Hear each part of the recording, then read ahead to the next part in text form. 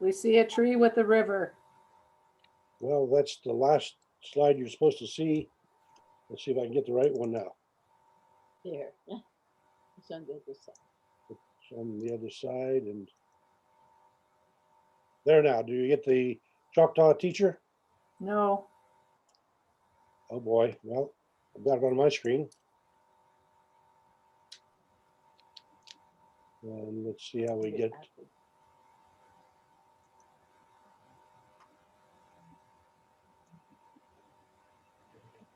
The thing we see is a tree. I'll try again here. The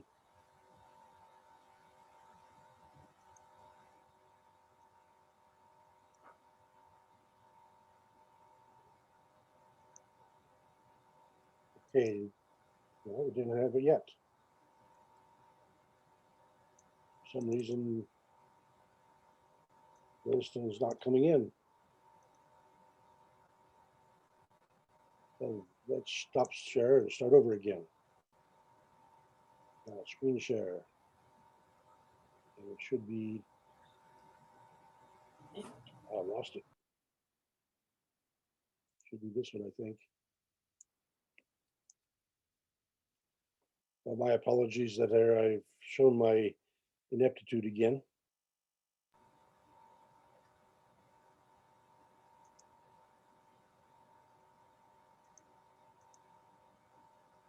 Oh,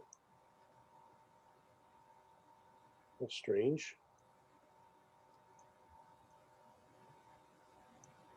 I guess I could just simply talk with you, but I wanted to show the pictures of with it because I spent the day trying to get it all put together. Wow. This makes me think we're all 5 or 6 years old and we've gathered together to all learn how to ride bicycles together. And some of us are a little faster learners than others. Well, and some of us are quite a lot slower. Now, what here happened? comes Hamana. Okay. Oh, Pomona. Okay, that's the wrong one. Good heavens. You suggested, Sterling, that some of us are unbalanced. Okay, now if I can share. Story of my life, David. Okay, I've got Williston in front of me, but I haven't been able to get it to open and share. Curious. There, maybe. You see that? Now do we get screen? Yes, now we see a picture of the Choctaw teacher. That's where we wanted to begin. All Okay, right, apologies for the delay. We are this evening, ladies and gentlemen, blessed with the Choctaw teacher as our presenter. And I wanted to share just a little bit of background because I think that to appreciate the nature of the Choctaw teacher requires a bit of history. I want to share that with your understanding about the Trail of Tears, which from 1830 to 1850, some 800,000 Cherokee, Muskogee, Seminole, Chickasaw, and Choctaw were forcibly removed from their ancestral homelands through the Indian Removal Act of 1830, sponsored by Andrew Jackson, and moved from the southeastern part of the United States to Indian Territory west of the Mississippi. Some 300,000 of these first Americans died. Interesting that in that same period, Governor Lilburn Boggs issued his extermination order to drive the Mormons out of Missouri on October 27, 1838. That was 2 weeks after the Battle of Crooked River was won by the Mormons, although they lost more lives than the Missourians did. But anytime you have a private militia beat the state militia, that tends to make the state people pretty angry. Anyway, the incident at Hans Mill then occurred 3 days later, and 17 were buried in a well and left to rot. And the Mormons then were forced to leave their homes in Missouri, and some of them escaped into Iowa, and most escaped into Illinois during the winter of 38-39. I wanted to get that because this morning I came upon this note of the Trail of Tears, in which read the script. There were only 14 years After most of the Choctaw were forcibly relocated in the Trail of Tears, the tribe, though they had little to give, donated $170, which would be over $5,000 today, to victims of the potato famine in Ireland. This generosity created a bond between the two peoples that lasts to today. In 2018, Ireland created a scholarship for Choctaw youth, saying to them, "Your act of kindness has never been and never will be forgotten in Ireland." In 2020, Ireland sent money to the Choctaw to help with the COVID relief. And the Irish have become among the most generous nations in the world. And that's in the past 100 years that they've accomplished that since they've gotten their independence.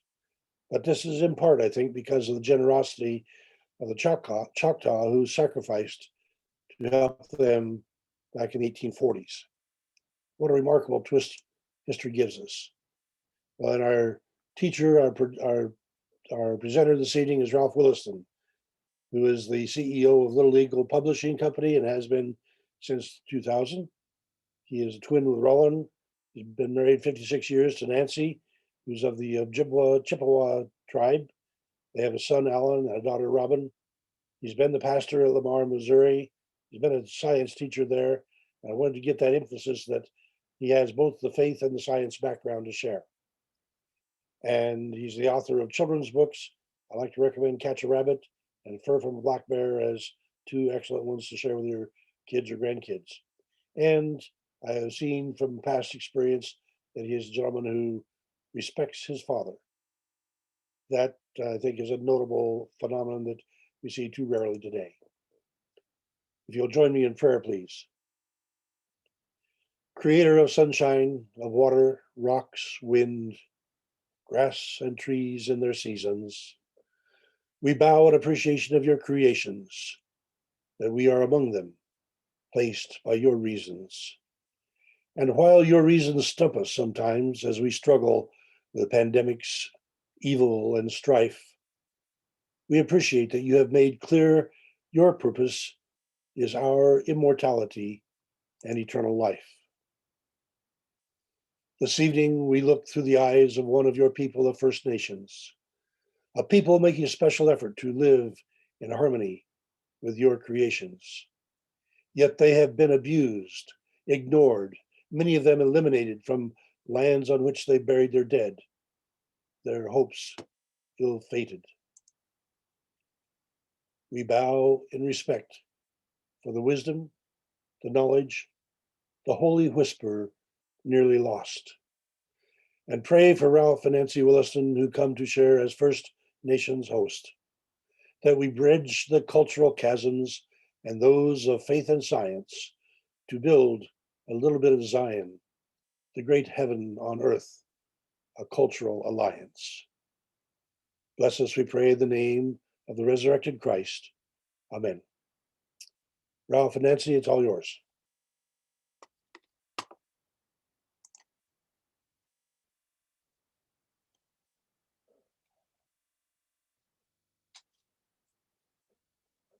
Ralph, you need to unmute. Now I need to, I believe that's it right there. If we can call up that one. There. Okay, Okay. let me move it up out of the way so that you can see it all Just go right. that way. Let me just get a full screen and see if that'll be okay. Is everybody looking good on that one? Yes. I'm always comfortable among children, and I think I have a group of children this evening. I now have a number of books. I now offer a collector's set for just donations of the full set of 12 books. My father loved the Book of Mormon. I'm not sure why, but he recorded. Think about it. Let's think about this, you said. Oh,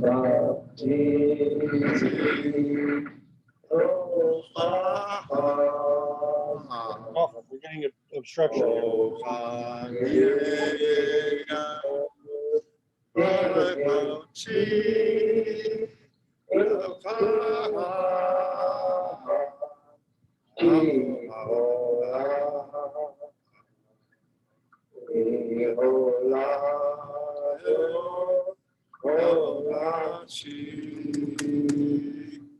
Let's see if we can advance this. I advance this one now. Tonight, you'll discover some of the most challenging questions as a native. And I used to criticize us about the Book of Mormon and how some of the elements of the Book of Mormon, the migration story, is just, as a scientist, did not track.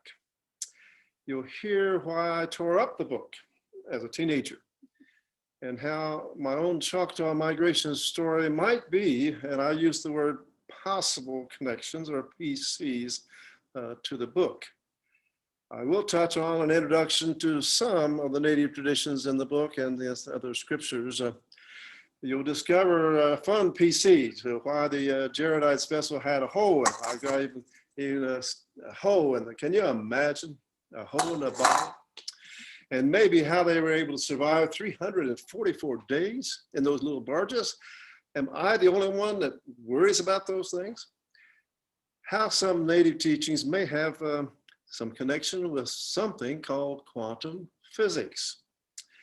And then a fascinating discovery on what actually happened when Israel was restored, because we already had studies on the parable of the olive tree. Let's see if I can get this to advance. Come on. And there we go. Let's see if that'll advance. Let's see if it'll advance. I can recall when another native was faced with a similar position in this evening as in the Book of Mormon. His group of folks did not know him. And they were just as diverse and scattered and articulate and knowledgeable, just like you. He decided to teach by asking 52 continuous questions. Now, you're supposed to know who I'm talking about. He was hoping to offer that group something important. And so then that's found in Alma, the 3rd chapter. There's the LDS version. I decided to use some of Alma's second teaching method of teaching. We're only going to cover 22 questions, assuming we get to the bonus section. These are some of the very serious questions that have still challenged my faith. I call these questions mysteries, my mysteries. And then when I understand something, I call a discovery. I'm sure I suffer from the same dilemma that every presenter has suffered from. And what is that? What to leave out. We'll have 2 intermissions. So you'll have a chance to ask questions during the presentation. So be ready. Send your questions and comments to Paul, and he'll manage the questions. They'll only be about 7 minutes long during these question times. This is a fun disclaimer, but it's how I feel. This material is subjective, and it's not verifiable facts. It is based upon oral traditions. It's influenced by the teller, based upon personal experiences, and has no verifiable timeline. And it's only a PC to present native teachings. I can't represent all the tribes, just like one Black person or Mexican Americans who say, this is how we all feel or believe. That sounds like from Missouri. As a newcomer to this unusual and varied group, I do not know what has already been covered in depth and detail. So forgive me if some of my discoveries are old stuff for you. First, we'll cover a little bit of discovery on the Isla de Reyes near Los Lunas, New Mexico. You may have already covered that and how it might be a PC to the book. Then next we'll cover how I tore up the book. So hang on to your hats, because in this Zoom, we're going to lay rubber during the next 50 slides or so. And now, Paul, feel free to interrupt in case we lose or in case the wind blows our smoke signals away. Nancy? We knew that in the mountains south of Albuquerque, New Mexico, on Isla Indian Reservation, were some writings. East of the town of Los Lunas, New Mexico. We followed a map into the mountains. A fence line. Yeah, and a fence line. Yeah, we follow a fence. There's my scout. That's right there. It's a scout. into into a, a rock valley. We could not find the writings. Then we saw them. Can you spot them? Look closer. Look at the bottom. these writings were known by the Smithsonian Institute in 1896, but no one could read them. Dr. James Tabor, a Hebrew expert at a conference in North Carolina, put up a picture he had taken and said, I cannot read these writings. Someone from the back said, I can. They're the square-shaped symbols of the Hebrew language used around 600 before. They translated and discovered it was the Ten Commandments. Now, I'm sure that you've already heard about this. Here is their markings and their translations. They are Paleo-Hebrew. And the new, of course, the newer versions of the Hebrew uses round-shaped symbols. Here's a close-up for you. We do have, of course, the Ten Commandments in Mosiah, the 7th chapter, 113th verse. And here's part of it. Any face before other gods there be not. Take not, idol shall you make not. Remember in vain Jehovah's name. Of course, these will be backwards, as I understand too. Keep hold of the Sabbath and so forth. So that was an interesting discovery. The question is, of course, did the Book of Mormon leaders have the Ten Commandments? Did they have it written in the ancient square-shaped Hebrew? Well, when someone asks me questions I can't answer, I just say, well, I'm just going to have to wait till I get there. As a scientist, certain things did not track. One was travels from Jerusalem to the Red Sea and back and forth.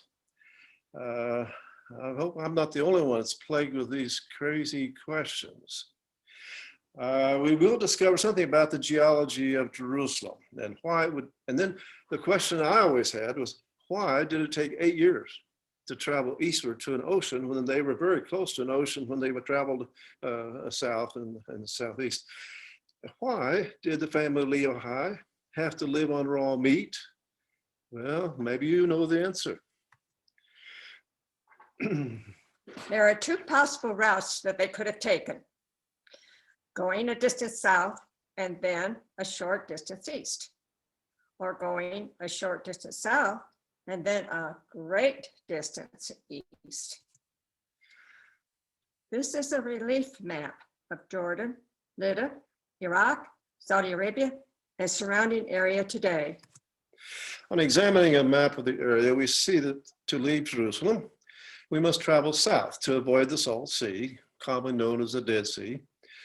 The direct distance from Jerusalem to the Red Sea today is approximately 160 miles. That's a long ways. Also, both the Gulf of Suez and the Gulf of Aqaba were considered at that time to be the Red Sea. There's some references there that indicates that. The Gulf may have extended farther to the north toward the Salt Sea than what we see at the present time. So here's a satellite photo, not available in those days. Confirms the presence of a giant depression which exists between the Dead Sea and the Gulf of Aqaba that might make the Red Sea closer to Jerusalem in that day. Now, you may have already covered this, I don't know.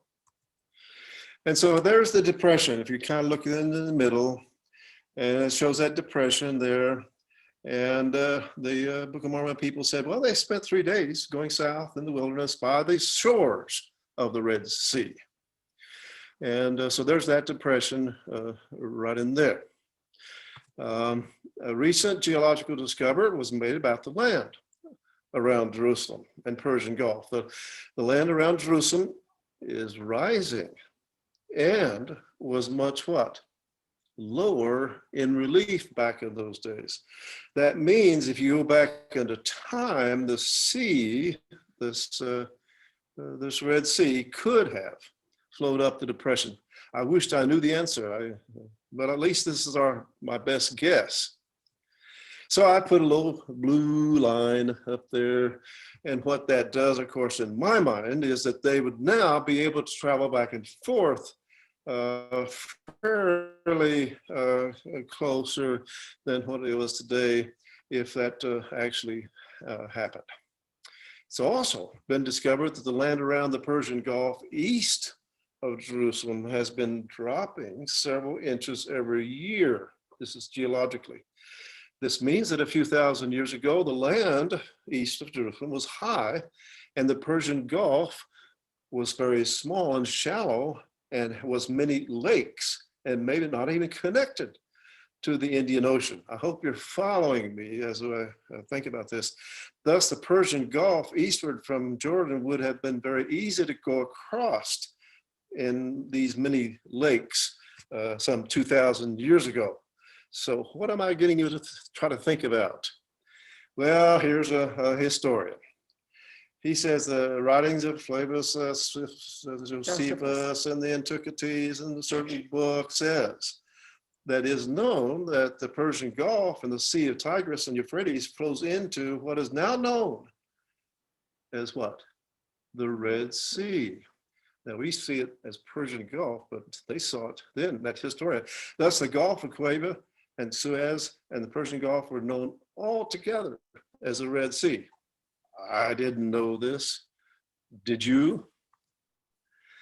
Now, what was the land like when they traveled east? Well, they introduced this term called iridium, which being interpreted there says many waters. I could never figure out where they would find many waters going straight south and east of Jerusalem. And then there's those 8 years in wilderness. And conditions describe Leah's conclusion that their eastward travel may have not to the coast of Arabia, but maybe, and I'm saying maybe, to the far east and maybe to the coast of the Pacific waters. You'll have a chance to ask some questions about this. Let's see if it'll go now. All right, you're going there. So I've made the Gulf over here. You see many waters there because it had been very high in those days. And they would travel then eastward. And now we're looking at those 8 years, maybe to go clear across that continent. And you're supposed to say in the Choctaw way,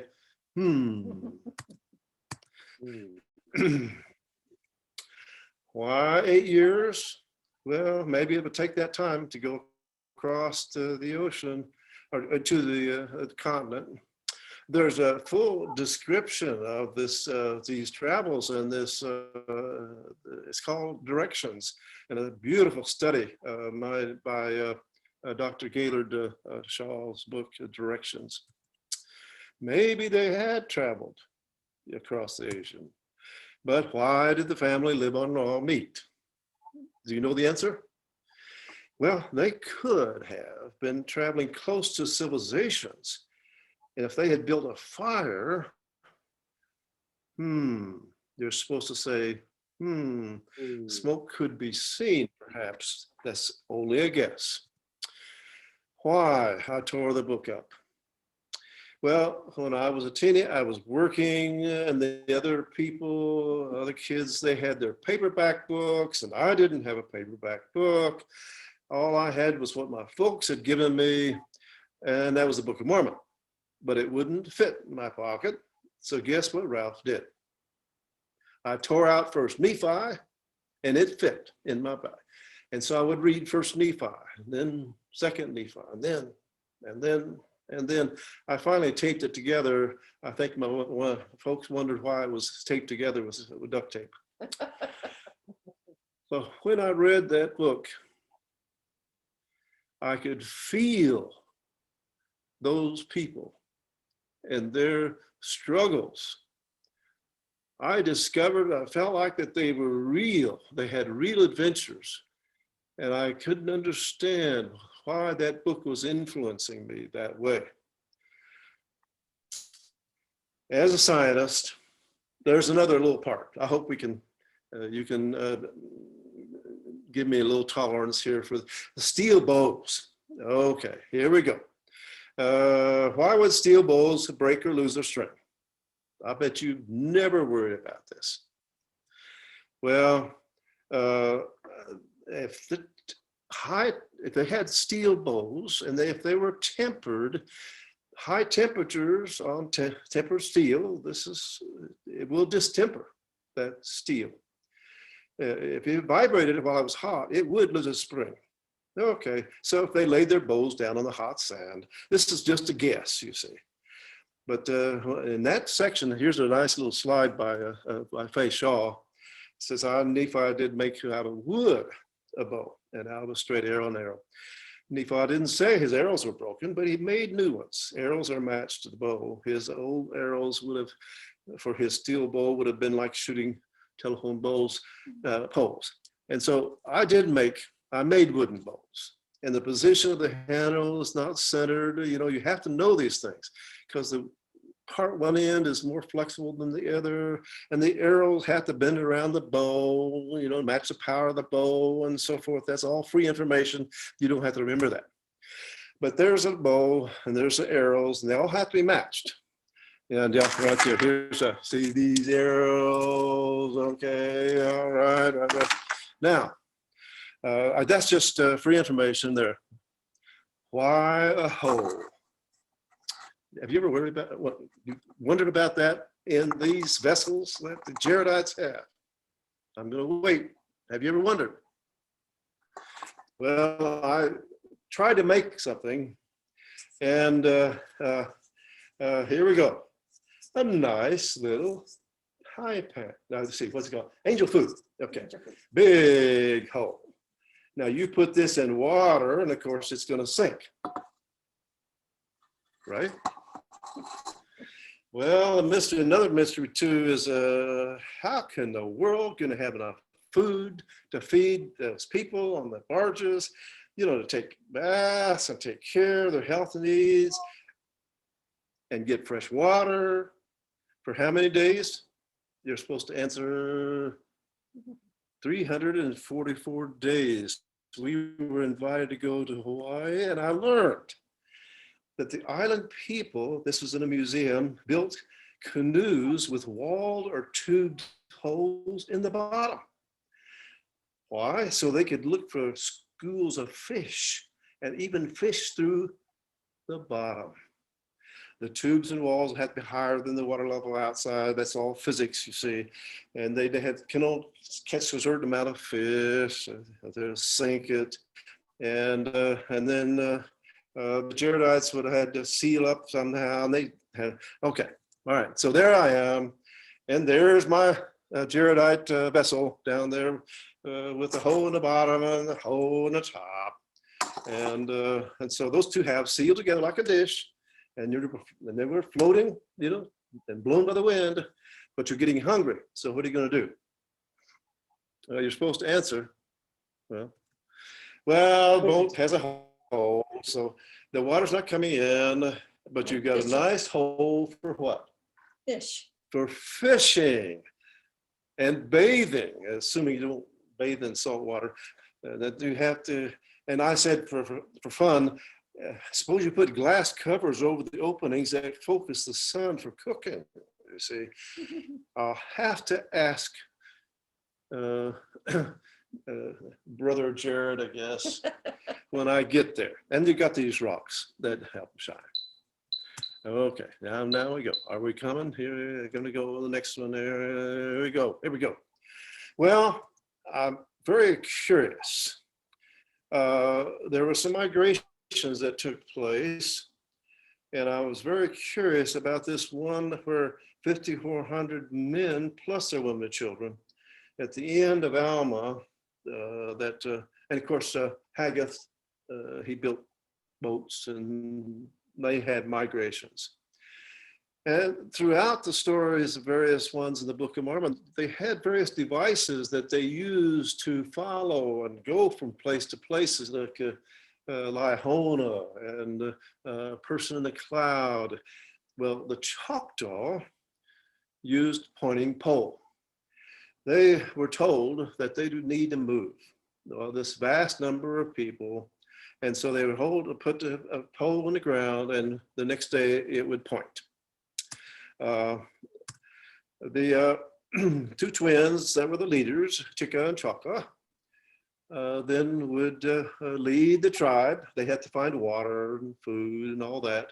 And they traveled mostly according to the legend, to the migration stories, that they traveled from mostly northeast, and mostly sometimes east. And one place in their stories, they came into a salt lake, and they needed water. And they asked the Great Spirit for water, and the Great Spirit said, spring. There's a spring. They found it. And then the pole, of course, didn't move. It stayed there. And so for this migration story, they stayed there for a while. And I've always wondered, is there any way that I could verify, these stories? Now, some of the people remained. Now, I said Choctaw there, but there's a town called Tahoka, and it's the only town in Texas that have an Indian word. I looked it up. Choctaw word for ta means bad. Oka means water. It is two words, ta, oka. The visiting natives may have been Choctaw. They were saying ta, oka, or bad water. And the local people thought it was fresh water. So they named the town, after hearing what the natives. And I visited them, and I said, well, is there a salt lake someplace near your town? Oh, yeah, it's up northeast town. Is there a spring? Oh, yeah, that's how we get our water. And I asked if they had any natives around. Oh, yeah, the Votech school teacher's native. He's down south of us in a little town, in O'Donnell, Texas. Now, Paul, am I still coming through okay? Can you shake your head or something? Or am I too fast? Because pretty soon we're going to go have a chance for the story, questions. Well, O'Donnell, Texas, now looking for verification, at least for this migration story. It happened to be the home of Dan Blocker. Nobody knows why, but he's Hoss. Anyway, that was where I went and visited with the Tech school, and guess what? For some reason, that family was all Choctaw. And he says, well, we've been there a long time. Well, there's the Tahoka sign for the outside. Here we go, Paul. Intermission time. 7 minutes. We do have on the chats, have a request to clarify what does PC stand for? See, I'm not understanding you, Paul. I had mentioned this. I need some help. The question is, what does PC stand for? And we have the answer, possible connections. And then Yes. we have, well, that's all the questions that we have on the chat. So the forum is open for any of you that'd like to unmute yourself and speak up.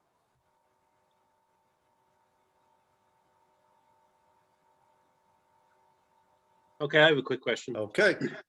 So Okay. I thought, why do you feel it important to have the journey go all the way to the Pacific Ocean when you say like they wandered for 8 years? I mean, we have the example in the Old Testament of the Jews wandering Sinai for 40 years.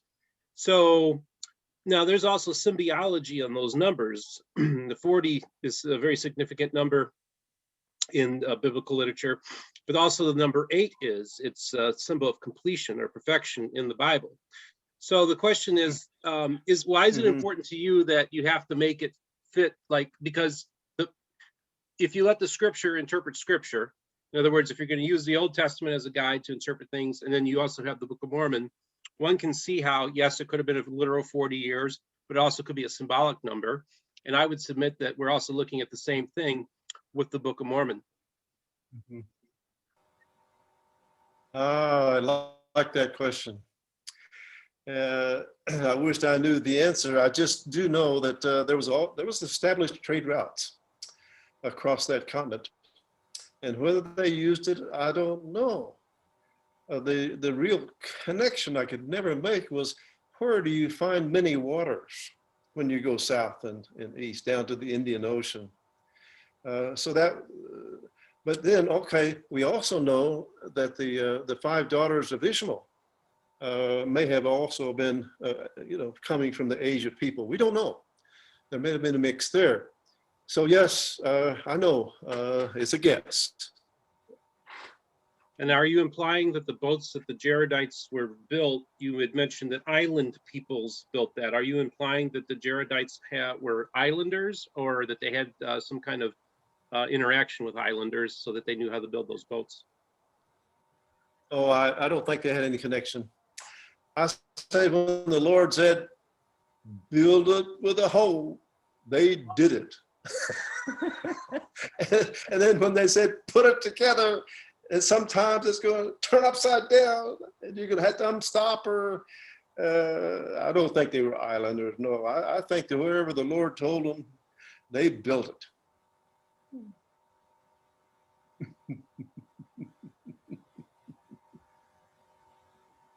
Okay, here we go. All right. One of the most interesting puzzles that I'm hoping that I can be able to teach this correctly. I was visiting with medicine men and women, and they would tell me that they can travel in the spirit. Now, we're talking about natives. We're talking about in this state, in this United States. From place to place, they could travel by the spirit. Well, I just kind of put that in my mystery bag and waited. And I even remember Nancy taking pictures of me visiting with a spiritual woman on the Pine Ridge res. And when I could feel her spirit, she was powerful. And she would tell me that she traveled by the spirit. I don't know why I don't have a picture of her. So I first heard this native teaching. I'm wondering if anybody else has, I'm looking at everybody hoping I first heard this native teaching from a Zuni elder, and put it in my mystery bag, as my twin brother, Rainbow Eagle, would say. I did not consider the idea that the spirit could travel until I studied quantum physics.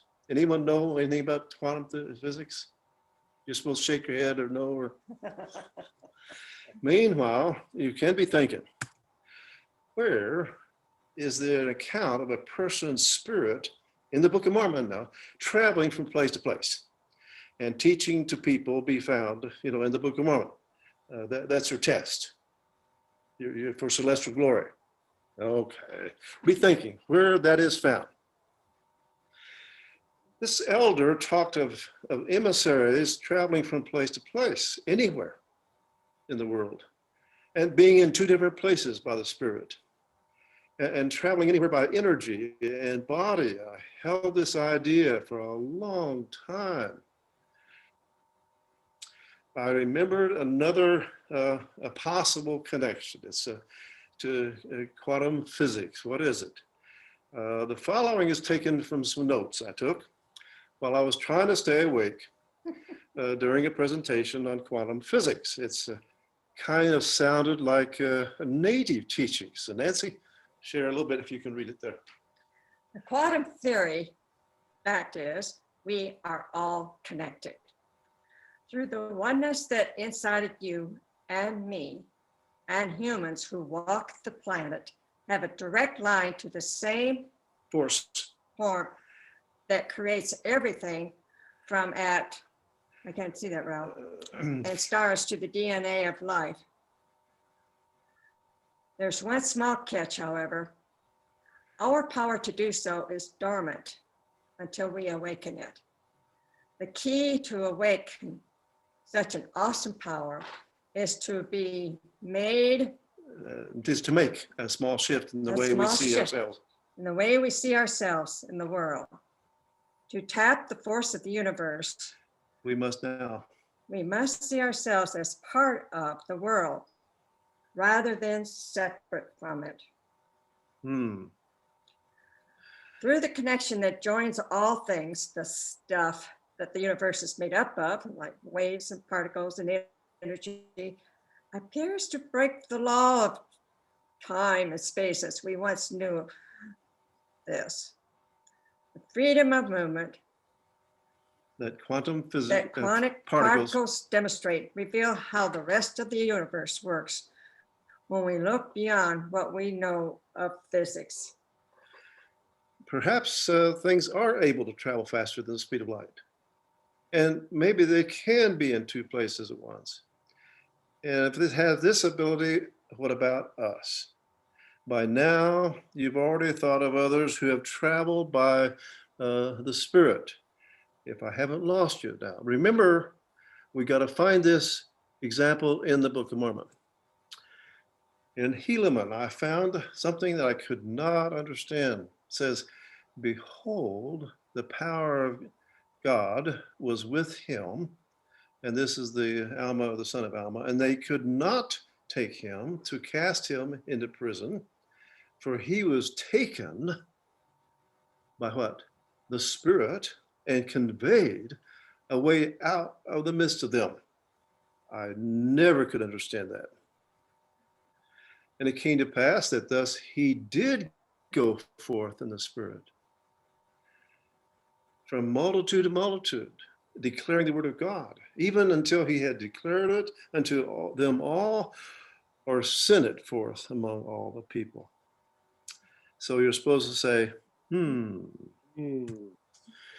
Well, that's a piece of one of the mysteries there.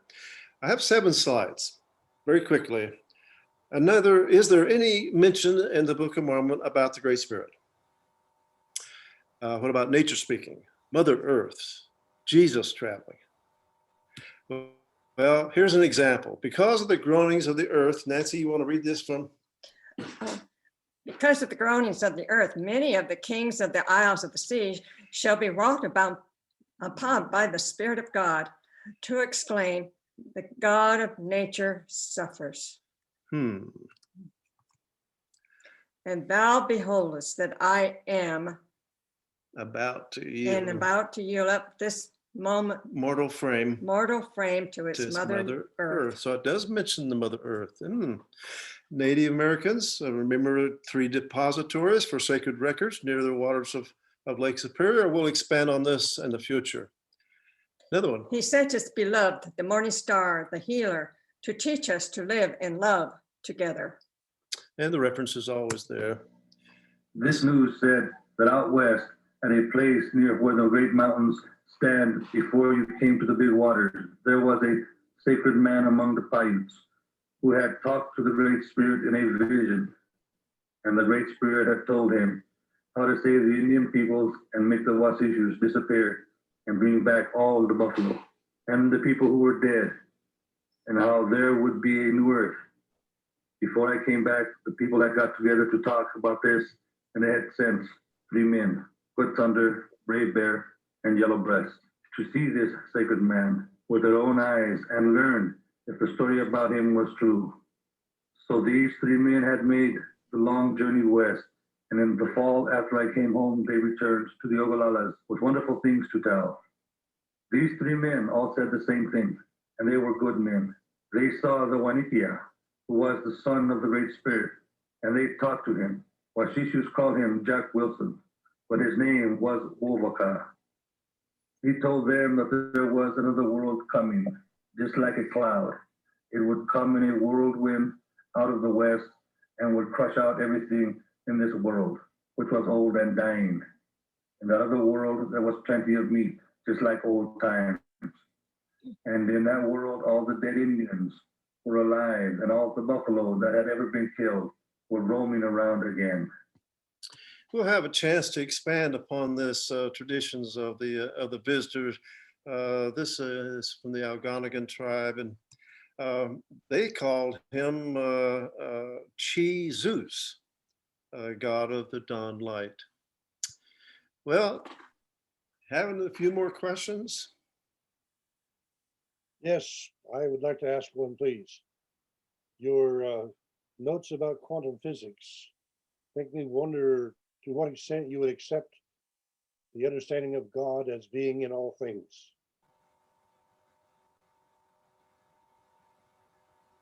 Oh, you're saying do I accept the thought and the teachings that God is in and through all things? Yes, Is that what you're saying? Oh, Yes. definitely. That's been a teaching that I knew from the elders long before I got into this strange quantum physics things. Oh yes, in and through all things, definitely. Ralph, this is Ron Smith, and just wanted to let you know that there's a wonderful lecture on quantum physics. It's on YouTube. I don't remember the name of the person. It's a lecturer from England, and he calculates the probability. He's got this big diamond that he brings, and it's in a box, and he calculates the probability that that some piece of the diamond is outside the box, and it's pretty high at any given time. But then he calculates the probability that all of it's outside the box, and that's very, very low. And the expected time for it to happen is, longer than the universe and all of that.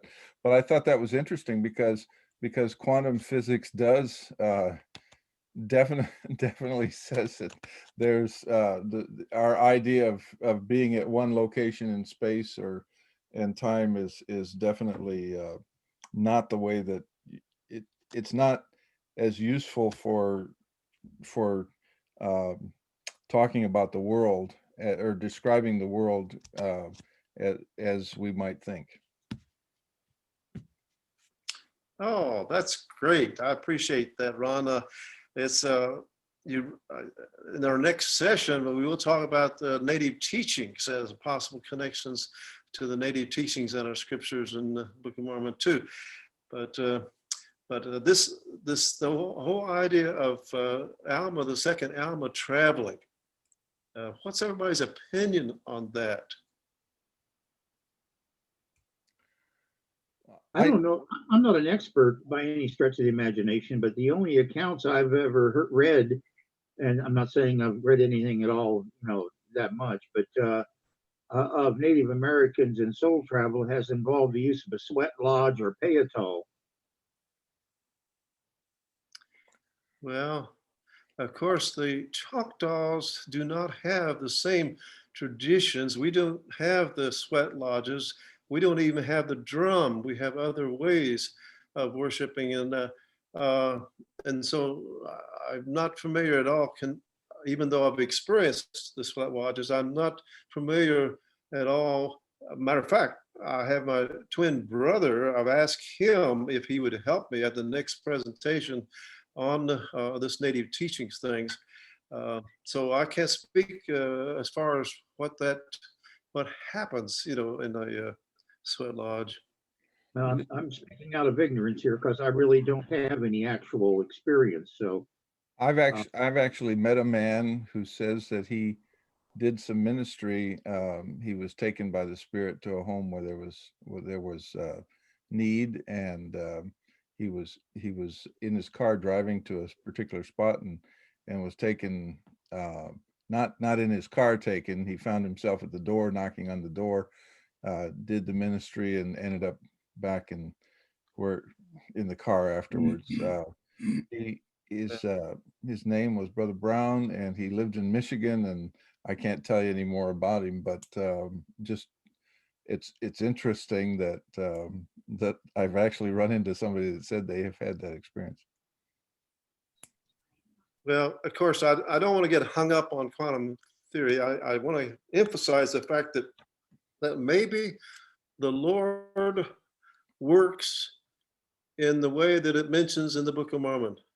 Maybe it's possible that in certain situations, the Lord needs to have a person move and to minister, much the same way that he did there in that reference with second Alma. Ralph, Mhm. Ralph, I've got a recording of a testimony that a lady was sharing with me about her grandfather and then some things about church history. And she told me about this. I haven't looked it up yet, but I know that it's got to be there. It is a story about a man who was sent to go to minister in another city. And this was back in around 1900 or a little before that. And he came to a river that had just rained hard, and it was too strong current to get across the river. And so he was perplexed about what to do, and he knelt and prayed. And when he asked the Lord to send somebody else to help with the service that he was supposed to preach at, and when he opened his eyes and looked around, he was on the other side of the river, and he went on to the preaching service. So that's not going in the spirit, that's going physically. Yes, yes. I'm and I pretty think sure. in the Mormon reference, it was in body. I think he actually traveled in body. Yeah, I do too. I wish we knew.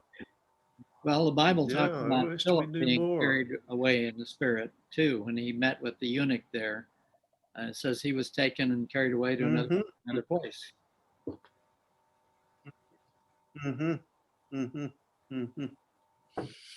Well, that's I want just to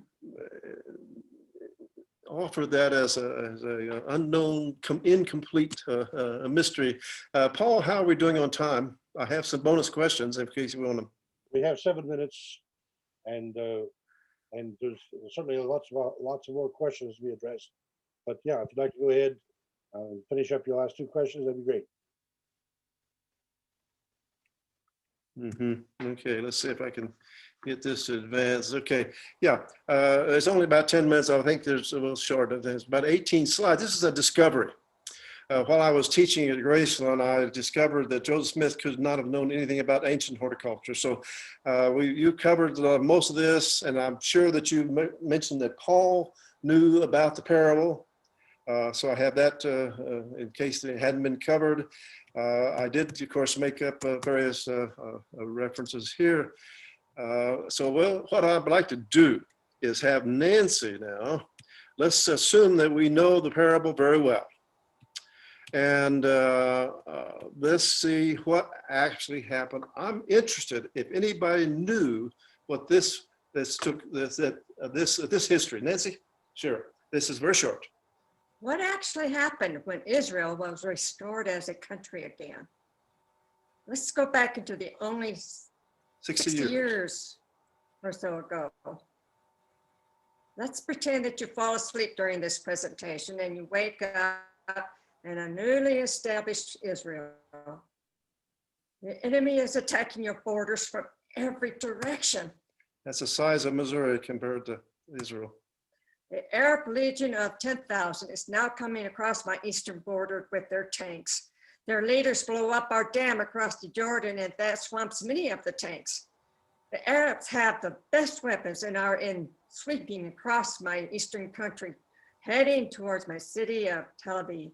And then you see millions of honeybees swarming out of their hives and attacking the Arabs from one end to the other. I'm interested in somebody else knew this history. You see the enemy dropping their weapons as they frantically fight the bees and they run. We pick up their weapons as they run. American newspapers carried front pages with headlines like, "The bees fight for Israel." Now, this is like 1847. And there's a reference of using the hornets in Here's in the Old scripture Testament. when the Lord sent hornets against the enemy. Yeah. I sent the hornet before you, which drove them out from before you, and even Not the with two the kings sword. of Amorites, but not with With sword, not with thy bow. Then my leaders call for all boys 12 years and older to join the army. And and the girls and women, arming themselves with only broomsticks and limbs tore off from trees and grabbing anything that resembled a gun. You remember that trenches were built around your cities and villages, and you set up these camouflage weapons to protrude over the tops of the trenches, resembling barrels of guns. Someone fired over the trenches and along lines every once in a while to make it the enemy to think that they were approaching a vast equipped army. You remember the enemy delayed for days before attacking. Finally, to your surprise and our officers, a group of the enemy officers approached. They offered to surrender their entire army of several thousand. Does anyone know this? As soon as they laid down their weapons and surrendered, the Arab officer said, "What became of the army on these hills? And And where where? are those 3 men with long beards that came and told us to surrender or we would be killed?" You remember our officers informing them that they knew nothing about this. This is restoring Israel. For a complete history of this event, which includes dysentery. And the enemy planted thousands of landlines behind. There's the report there. You can read it, and when you get that. Yeah. But that I thought that was interesting. That as a discovery process. So if there's any last questions, be glad to share. We still have a couple of minutes, and the forum should be open. When I was at Graceland, I remember buying a small book about a 3/4 of an inch thick. It was called Strike Zion. And I've got it here in my library someplace, but it tells many of these same stories about how they saw all of these things and the miraculous things that took place. There's since been a series of videos produced by, I forget his name now. Oh, shoot. It's a series of about 6 DVDs that each have about 3 stories on them. And they're about the restoration of Israel. Who was I just talked with Neil about this. It was the secretary of the Federal Reserve for a while. It was his son that did this. He was a Jewish person that went to Israel as a film producer, and he made all of these videos. They're very Greenspan. Thank you. That's the name is Greenspan. Not Alan Greenspan, but his son. And the videos are just fabulous. You can still probably buy them on the internet.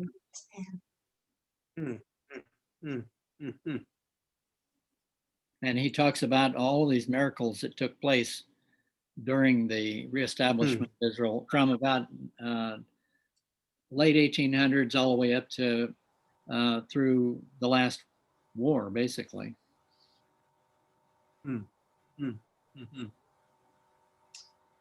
Ralph, I've got another question for you. When you were at Los Lunas, did you climb up to the top of the mountain, or did you just go up the wash to where the big stone was, or did you see the markings on the top of the mountain as well? No, those were I had traveled, and after I had taken the photographs of the markings and the carvings, they were down in a valley. Right. Later on, we explored the place. There's a lot of pictographs, on that mountain. The pictographs are all dated much later in time. It's like 1,000, much later in time period. But so no, I didn't. We saw campsites. We saw some places where there were fires, but now they have sealed it off. The town of Los Lunas has purchased that part of the reservation because they were wanting to now protect it and make it into a tourist attraction. Oh, I, Mike Georgeson and I had an interesting experience there, and I won't take time to share it all, but a couple of folks ended up taking us out there. We didn't know where it was. We knew it was there, but we didn't know where it was. And some folks took us out there, and they gave us a book, showed us a book. We read it on the way out, and or looked at the pictures on the way out anyway. And they indicated that some of the pictographs were actually astronomical. Indicated that there was astronomical things. They told about some eclipses that could be actually dated, and they were from 200 BC, sort of that era on this particular thing. But anyway, that's why I asked. That's why I wondered if you'd been up to the top, because that's where the other pictographs were. Ron, No, I sure. 2009, Neil and his wife and Patty and I went out there. It was on our 40th anniversary, and I was the only one that went in to climb up there because Sally and Patty couldn't do that. So Neil stayed back with the car and the ladies, but we had walkie-talkies, and I went all the way to the top before. I didn't see the inscription there until I was coming down. Finally found it coming down. I shot a lot of pictures there at that time too, but I did see the inscriptions on the top. There's all kinds of building Right. frame foundation work. Foundations, yeah. Of course, the real question was, I know that in the Book of Mormon, one of the recorders, it was probably Moroni, but he was wishing that he could write in Hebrew. And but yet Hebrew had been changed so much themselves, and so that's always someone says, well, the Book of Mormon wasn't written, in Hebrew, so that wouldn't be any kind of connection. Yeah. Well, Ralph, I found a bunch of stuff on the internet about the inscriptions that are there at the Los Lunas monument, and it said that type of Paleo Hebrew dated back to around 900 to 1000 BC, and yes, and it shows. I've got pictures that compare the two alphabets at that time, and they're almost identical, except there's like 3 characters that are missing from the one that is from the one over in Israel. And so this is actually pre Book of Mormon, the pre-Nephite, let's put it that way, pre-Nephite. It's evidence that the Lord brought other Hebrews over here even before the Book of Mormon times. So wow, I think that's, the Lord said he brought a bunch of, the parable of the olive tree, there's a bunch of people that got scattered all over the place. Yes, that's right. 4 plantings all over the world. Ralph, I'm interested. I will go back to the concept of God, if I could, with you, because it would appear that that if you're going to make the case for First Nations people to have insight into the spirit world, and apparently that's another dimension. We normally see ourselves in 3 dimensions, maybe 4 if you had time. I'm curious about the dimensions that you see available. What are the dimensions that are available to God? Well, I'm curious about it too, but I have no full understanding. How about the First Nations people? I don't know. At least some understanding that there are more dimensions for us to explore. I mean, you're people traveling to through the spirit would appear to represent one of those.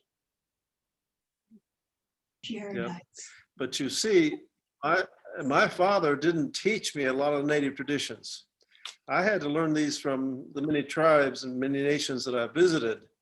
And so it was really an unknown teaching for me because I was not taught when I was young the native traditions. If you would, let's close the screen share so that now we see the faces of the people that are wanting to ask you questions. Mhm.